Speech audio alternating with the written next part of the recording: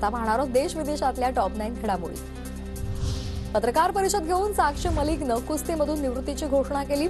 आंदोलन करत 40 दिवस आम्ही रस्त्यावर झोपलो। देशातल्या अनेक भागांमधून आम्हाला समर्थन मिळालं, पण बृजभूषण सिंहचे निकटवर्तीय कुस्ती महासंघात अध्यक्ष झाल्यामुळे मी कुस्तीचा त्याग करते। साक्षीची प्रतिक्रिया।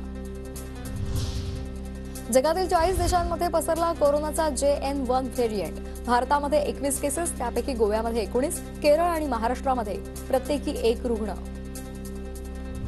कोरोनाच्या नव्या विषाणूपासून धोका नाही, WHOचं स्पष्टीकरण। तरीही गर्दीची ठिकाणं बंद, हवा त्याचबरोबर दूषित हवेच्या परिसरामध्ये मास्क लावण्याचा WHOचा सल्ला। पाकिस्तानमध्ये माजी सरन्यायाधीशांच्या घरांवर हल्ला, नवाज शरीफांना अपात्र ठरवल्यामुळे हल्ला केल्याची माहिती। इस्रायलच्या हल्ल्यामध्ये 24 तासात 100 ठार, यामध्ये 17 दिवसांच्या नवजात बालकाचाही समावेश। हमास प्रमुखाला अटक करायला इस्रायल 2 वेळा अपयशी। चीन सोडून भारतामध्ये या व्हायब्रंट गुजरातची परदेशी उद्योजकांना ऑफर। 10 जानेवारीपासून परिषद, 25 देशांचे 75,000 प्रतिनिधी हजर राहणार।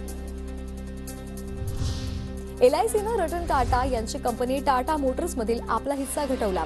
पूर्वी 5.11% असलेला LICचा हिस्सा आता केवळ 3.9%वर।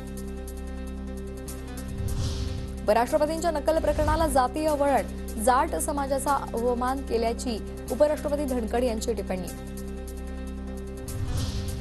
शैक्षणिक अभ्यासक्रमामध्ये निवडणूक प्रक्रियेचे धडे, केंद्रीय शिक्षण मंत्रालय निवडणूक आयोगामध्ये यांच्यामध्ये करार झालाय।